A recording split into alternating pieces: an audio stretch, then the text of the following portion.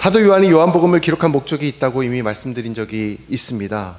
요한은 하나님의 아들 되시는 예수님의 그 신성을 강조하기 위해서, 그분이 누구신지 그분의 신성을 강조하기 위해서 특별히 요한복음을 기록했다라고 말씀을 드렸죠. 그래서 요한복음의 90%의 내용은 다른 사복음서에는 없는 내용들로 가득 차 있다라고 말씀을 드렸습니다. 어떤 것이 빠졌느냐? 예수님의 어린 시절이 아예 소개되지 않고 족보도 처음에 시작되지 않습니다.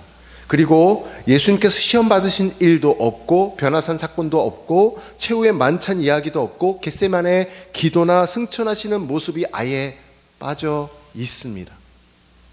그 대신 7가지의 자기선언과 7가지 표적이 담겨져 있는 특별한 책이라고 말씀을 드렸어요.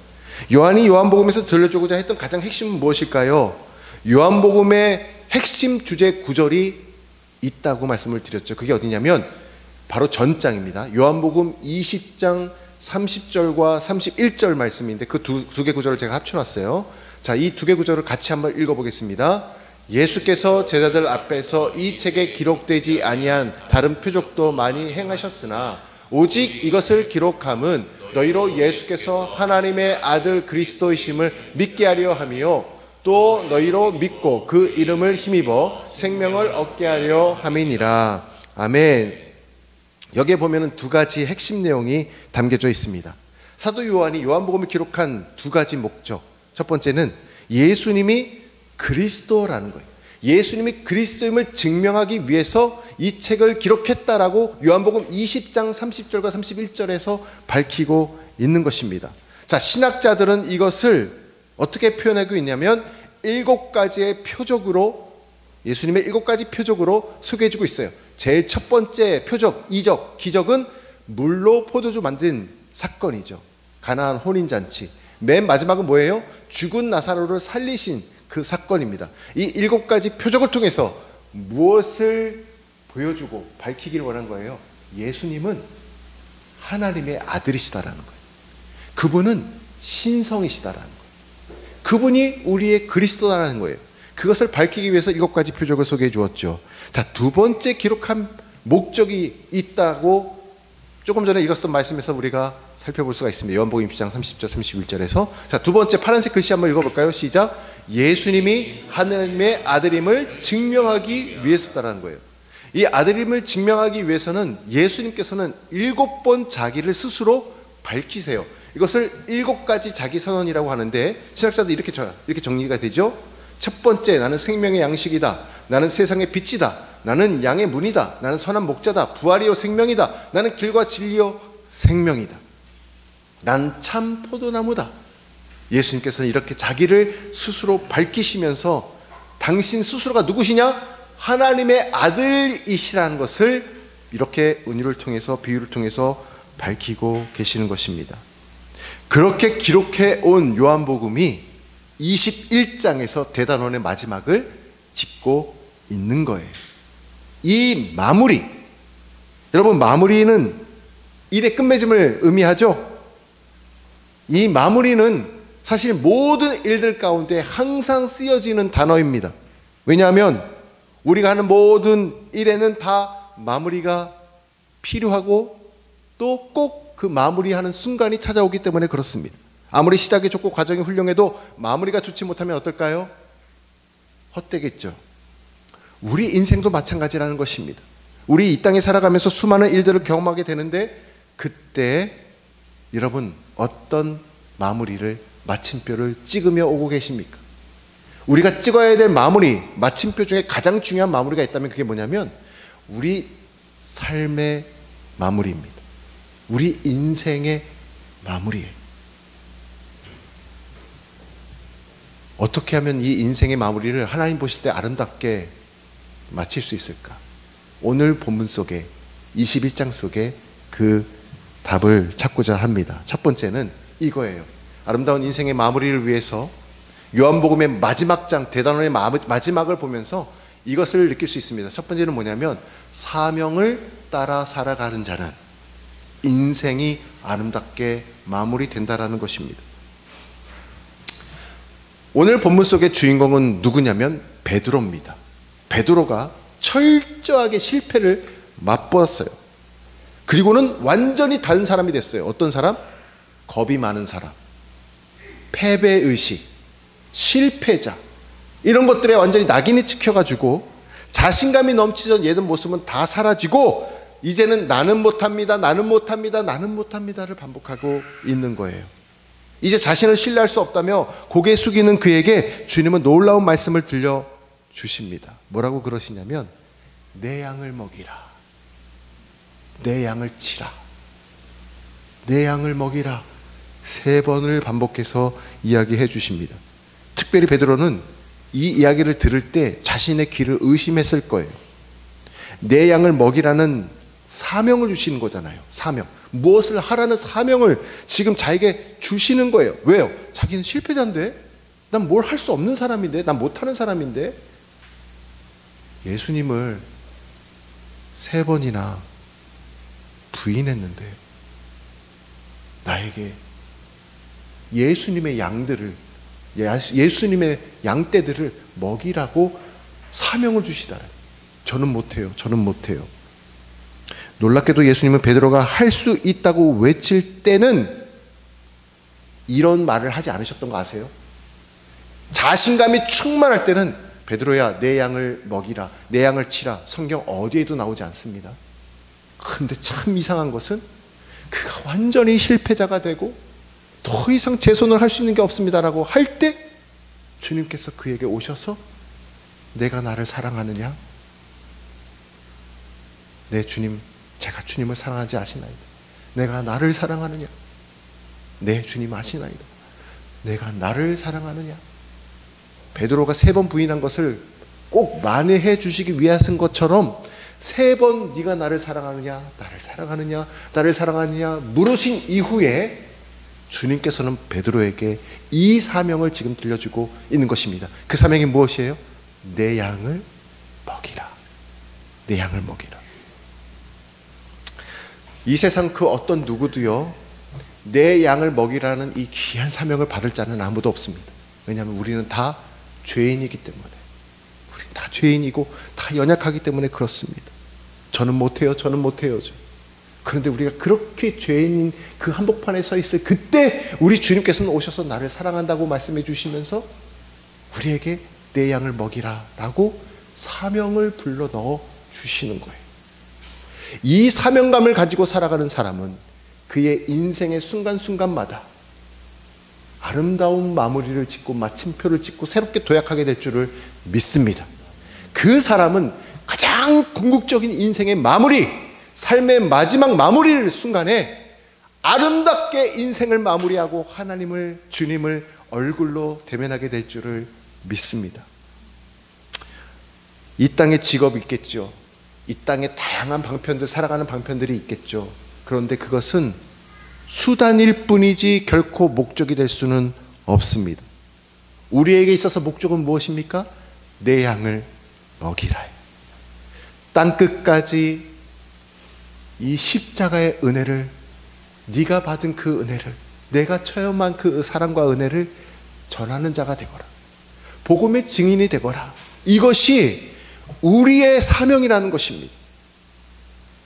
주님은 우리 인생의 마무리를 마태복음 25장에 보니까 거기서는 이런 비유가 있어요. 요한복음에는 없어요. 마태복음만 있어요. 근데 그게 뭐냐면 양과 염소를 비유해 놓고 인생의 마무리 가운데 두 부류로 갈라지게 된다는 거예요. 하나는 염소 그룹, 하나는 양의 그룹으로 갈라지게 된다는 거예요. 염소 무리에 속한 자들이 주님께 이렇게 말을 하는데, 야, 이거는 좋아서 얘기하는 게 아니라 억울함을 호소하는 것입니다. 뭐라고요?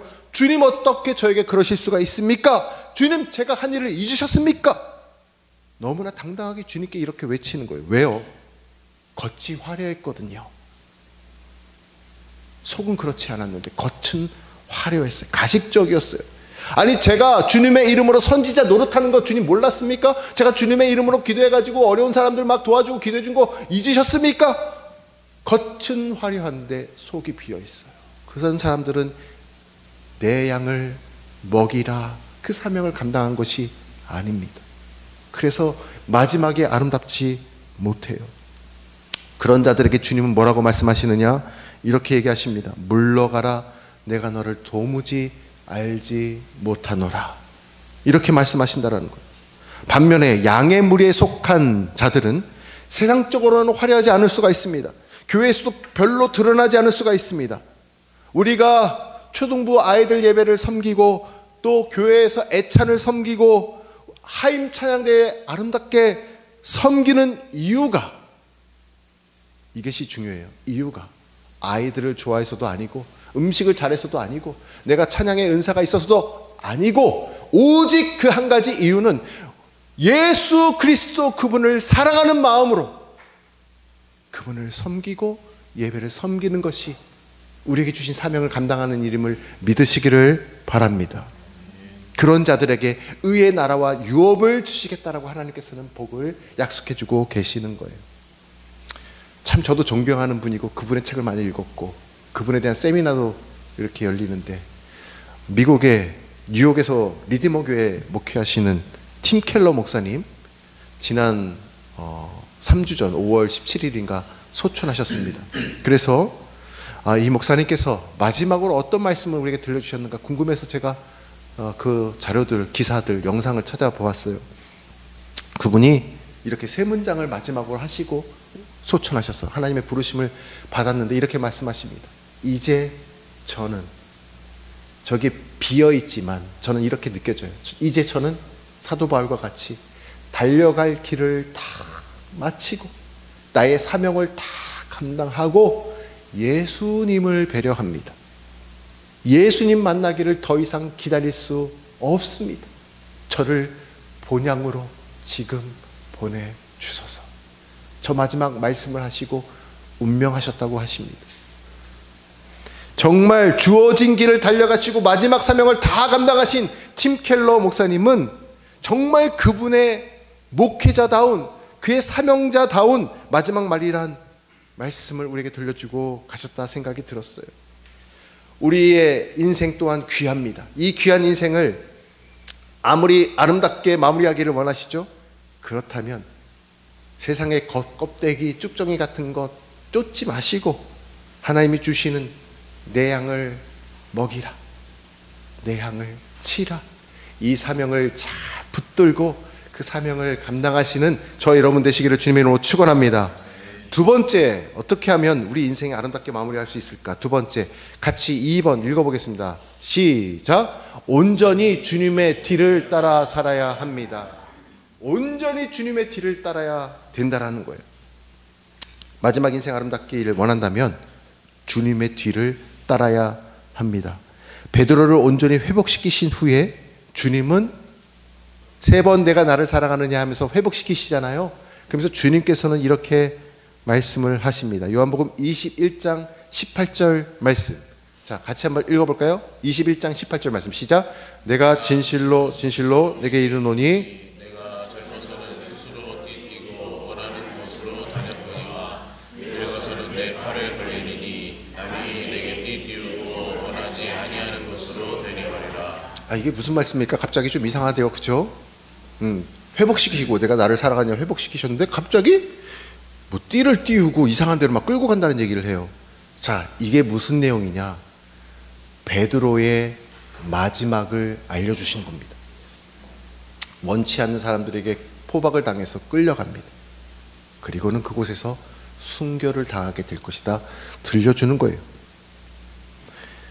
19절, 이 다음 구절도 한번 읽어볼까요? 이어서 시작. 이 말씀을 하심은 베드로가 어떠한 죽음으로 하나님께 영광을 돌릴 것을 가리키심이라라. 이 말씀을 하시고 베드로에게 이르시되 나를 따르라 하신. 자, 그의 마지막 장면을 들려주신 이후에 한 번 더 얘기하십니다. 나를 따르라. 그에게 사명감을 부어주신 이후에 그 다음에는 어떻게 해요? 온전히 나를 바라보고 나를 따라와라 말씀해 주시는 거예요. 그를 콜링하시는 거예요. 예수님을 부인하고 나서 갑자기 겁이 많아졌던 베드로가 자신을 의지하지 않고 오직 하나님을 바라보고 의지할 때 어떤 일이 그 앞에 일어나게 될런지 미리 예언의 말씀을 들려주는 거예요. 베드로야, 너의 마지막은 이렇단다. 너의 마지막은 끌려가게 될 거야. 그리고 너가 하나님을 위해서 순교를 당하게 될 거야. 그러나 내가 너와 함께 하니까 너는 나를 바라보고 온전히 나의 뒤를 따라오거라. 주님께서는 그의 인생의 마무리가 아름답게 하기 위해서 사명을 불러 넣어주신 후에 나를 따르라라는 말씀으로 그를 끌어주고 계시는 것입니다. 베드로에게 이르시되 나를 따르라 하시니, 주님을 3번이나 부인했던 때와는 완전히 다른 사람이 되어 버렸습니다. 그리고는 주님을 따라야겠다라는 마음을 그가 탁 품게 되는 거예요. 내 양을 먹이라, 내 양을 치라는 말씀을 탁 가슴으로 받기 시작한 거예요. 겁이 많았던 베드로에서 다시 열정을 가지게 되는 것입니다. 그런데 그런 베드로가 곧바로 하는 말이 무슨 말일까요? 자, 다시 열정이 탑재가 되었잖아요. 사명을 다시 불러 넣어주셨으니까 이 삶을 살아야겠구나, 으쌰으쌰 라는 생각을 딱 했는데 바로 이어서 다음 구절인 21절에 베드로가 이렇게 이야기를 합니다. 자, 같이 한번 읽어볼까요? 시작. 이에 베드로가 그를 보고 예수께 여짜오되 주님, 이 사람은 어떻게 되겠사옵나이까? 갑자기 옆 사람을 바라보더니 그를 의식하기 시작하네요. 그리고 그 사람은 어떻게 되겠습니까? 라고 질문을 하는데 뉘앙스가 별로 좋지 않아요. 이 사람은 어떻게 되겠습니까? 할 때 이 사람은 누구냐면 지금 이 본문 기록을 하고 있는 사도 요한입니다. 요한을 향해서 이 사람은 어떻게, 요한이 굉장히 젊었고 어렸거든요. 20대 청춘과 같이 아주 젊은 사람이었으니까, 그러니까 자기는 나이가 많았는데 하나님께서 부르셔가지고, 예수님 부르셔가지고 다시 사명을 주시니까 그를 따르려고 하는데 내가 따라가지고 주님 또 높은 자리나 높은 역할을 좀 감당해야 되는, 수제자로서 컴백해야 되는데 옆에 서 있는 이 젊은 이 사람 경계하기 시작하는 거예요. 사명감을 받아가지고 주님을 따르려고 으쌰으쌰하려고 딱 결정을 하고 가겠다고 하면서도 그것을 방해하는 것이 있는데, 그게 뭐냐면, 여기서 포인트는 뭐냐면 바로 사명자는 옆 사람을 조심하라는 거예요. 베드로가 사도 요한을 경계합니다. 그런데 보세요. 훗날 베드로는 사도 요한에게 정말 감사할 일이 생기게 됩니다. 그게 뭐냐면, 당장은 아니지만 나중에 시간이 지나서 사도 요한이 요한복음을 기록할 때 마태, 마가, 누가는 전혀 기록하지 않고 빼버렸던 베드로가 부인하고 나서 그 후의 과정을 사도 요한만이 기록해서 모든 크리스천들에게 오늘날 우리에게 들려주고 있는 거예요. 그렇지 않았다면 베드로가 어떻게 부인하고 나서 회복이 되어서 그가 사도의 직분을 나중에 감당하게 되었는지 우리는 알 수 없었을 거예요. 지금 이렇게 이 사람은 어떻게 되겠습니까? 라고 경계하면서 질투하듯이 질문하는 베드로를 사도 요한은 이렇게 그의 모든 변화되는 과정들을 기록해 줌으로써 우리에게 놀라운 은혜를 주죠. 우리도 마찬가지입니다. 우리도 하나님이 주시는 사명을 가지고 주님을 따르겠습니다라고 선포하고 나아갈 때 바로 옆 사람에 의해서 내 마음이 흔들릴 수가 있어요. 기억하십시오. 베드로도 이와 같이 고백했다면 왜 우리에게 그런 일이 없을 수 있겠습니까? 우리가 나아갈 때 옆 사람을 의식하지 않고 오직 주님만 그 길을 따라가는 저와 여러분 되시기를 간절히 축원합니다. 이 말의 핵심은 요한이 내가 끌려가서 결국 내가 죽게 된다고 했잖아요. 그럼 이 사람은 젊으니까 남아가지고 더 높은 위치, 더 하나님 앞에 쓰임받는 거 아닙니까? 하여튼 이런 모든 복합적인 것들이 다 섞여져 있었던 것입니다. 바로 옆에 사람 때문에. 자, 제가 2가지를 오늘 말씀을 드렸어요. 우리가 인생의 마무리를 아름답게 하기 위해서, 마지막 요한복음 21장을 보면서 인생의 마무리를 아름답게 하나님 앞에 하기 위해서는 2가지.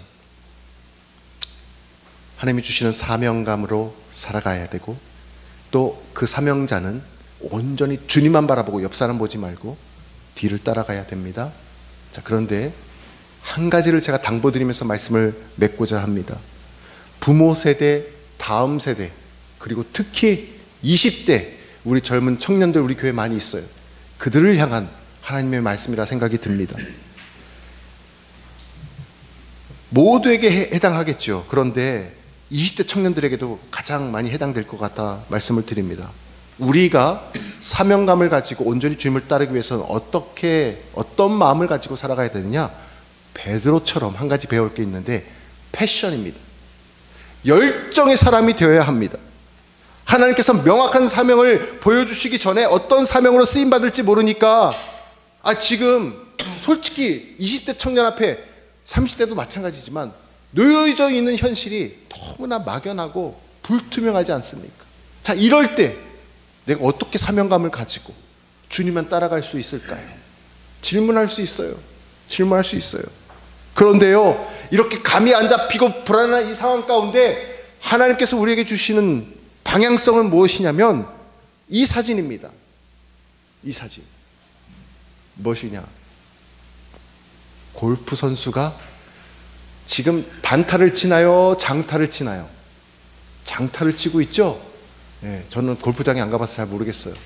근데 하여튼 저게 스윙이 아주 멋있게 잘 된 것 같아요. 근데 뭐 250자도 뭐 어떻게 표현을 잘 모르겠지만 하여튼 멀리 장타를 날리고 있는데, 여러분 PGA에서 저 자격을 프로 선수가 될 수 있는 퀄리파잉 자격 부여 테스트를 할 때 제일 중요하게 보는 것이 무엇이냐면 거리래요. 거리를 멀리 날릴 수 있는가를 본다라고 합니다. 왜냐하면 프로가 되려면 공을 멀리 쳐야 당연히 유익하고 또 유리하겠죠. 그렇죠? 그런데 프로는 공을 멀리 치는 사람을 뽑아가지고 방향을 조율해주면 프로가 되는 거예요. 방향을 바로 잡아주면 프로가 되는 것입니다. 마찬가지죠. 고3 수험생도 마찬가지고 20대 우리 청년들 마찬가지고 부모 세대는 우리도 마찬가지입니다. 공을 멀리 보내는 것을 우리가 훈련하고 연습을 해야 되는 거예요. 다시 말해서 열정이 뜨거워야 되는 시기입니다. 여러분, 모세가 자신의 혈육을 죽이는 것을 본 순간에 열정에 사로잡혀가지고 그 분노심, 복수심에 그 병사를 쳐서 죽이지 않습니까? 근데 하나님께서는 그의 연약함이지만 그의 열정을 보시고 그 열정의 방향을 딱 터셔가지고 이스라엘을 위대한 지도자로 삼아 주신 거예요. 무슨 일이 주어지든지 어떤 환경에 놓여 있든지 그 일에 최선을 다하시기를 바랍니다. 하나님은 하나님의 사람을 젊을 때 부르십니다. 공부면 공부, 미술이면 미술, 음악이면 음악, 티칭이면 티칭. 하나님께서는 각자에게 부르십니다. 그때 재고 따지고 하지 마시고 그 일에 한번 전력 투구를 해보시기를 바랍니다. 진짜 오늘 우리가 암송하는 말씀처럼 내 마음과 목숨과 뜻을 다하여 하나님을 사랑하는 마음을 가지고 나에게 주어진 환경 가운데 최선을 다해보시기를 바랍니다. 그러면 비록 내 앞에 어려움이 있을지라도 그 어려움을 뚫고 나갈 수 있는 힘이 생겨요. 한번 내가 고난을 돌파하고 나면 다시 고난이 찾아온다고 할지라도 이겨낼 수 있는 힘이, 자신감이 붙게 되는 것입니다. 한 번 좌절하고 두 번 좌절하고 넘어지면 다른 어려움이 찾아오면 절대 그것을 넘을 수가 없습니다. 우리가 이렇게 열정을 가지고 최선을 다해 온 몸과 마음, 하나님을 사랑하는 마음을 가지고 나에게 주신 사명을 감당하고자 최선을 다하면 하나님께서 탁월함을 그에게 주실 줄을 믿습니다. 왜요? 하나님의 능력은 탁월함이 있기 때문에. 하나님은 능력이 탁월하신 분이시잖아요. 그 능력을 우리에게 주시잖아요. 그러니까 우리가 한 일에 정말 전력 투구를 하면 탁월함이 우리에게 생기게 되어 있습니다. 여러분, 패션 오브 크라이스트 영화 보셨죠? 패션 오브 크라이스트 무슨 뜻이에요? 패션, 열정이잖아요. 반대로 패션, 고난이기도 합니다. 여러분, 열정이 있는 사람은, 즉 고난에 뛰어들 힘도 있고 고난을 이길 힘도 있고, 열정 있는 사람은 하나님께서 방향을 살짝 바꾸셔가지고 하나님께서 사용하시면 그 사명을 다 감당케 하시고 하나님의 뒤를 따라가는 그 사람을 살아갈 수 있도록 해주신다는 것입니다. 그런 자가 사도 바울이었어요. 스데반을 돌로 쳐 죽이는 자리에 갈 만큼 정말 자기는 자기의 열정에 똘똘 아주 뭉쳐 있었던 사람이었습니다. 최고의 학자였죠. 율법 학자였죠. 가말리엘 문화에서 수학한 사람이었습니다. 그래서 하나님이 그 방향을 살짝 트신 거예요. 하나님을 향하여서, 하나님의 말씀으로. 그래서 사울이 바울이 되어가지고 놀라운 복음 전도자가 되지 않았습니까? 오늘 주인공 베드로 마찬가지입니다. 얼마나 열정이 높은 수제자였습니까? 오죽하면은 주님께서 십자가 지시기 전에 마지막으로 당부하실 때, 주님 그런 말씀하지 마세요. 저는 주님이 죽기까지 주님과 떠나지 않고 주님 곁을 함께 하겠습니다 라고 호언장담하던 열정이 넘치던 그가 닭이 울 때 예수님을 3번이나 부인하지 않았습니까? 그리고 오늘 21장에 내가 나를 사랑하느냐 3번 물으시고 내 양을 먹이라 3번 말씀하실 때 그의 식었던 열정이 다시 일어나는 거예요. 다시 일어나는 거예요. 그리고 사명감을 가지고 주님만 온전히 따르는 자가 된 것입니다. 사랑하는 우리 바움교회 모든 교우 여러분, 특별히 우리 20대 젊은 우리 바움교회 청년들, 열정의 사람이 되시기를 축복합니다. 그런 사람은 인생의 마무리가 아름답게 될 것입니다. 이런 은혜를 누리는 바움교회 부모 세대, 그리고 다음 세대 우리 20대 사랑하는 교우들 되시기를 주님의 이름으로 축원합니다.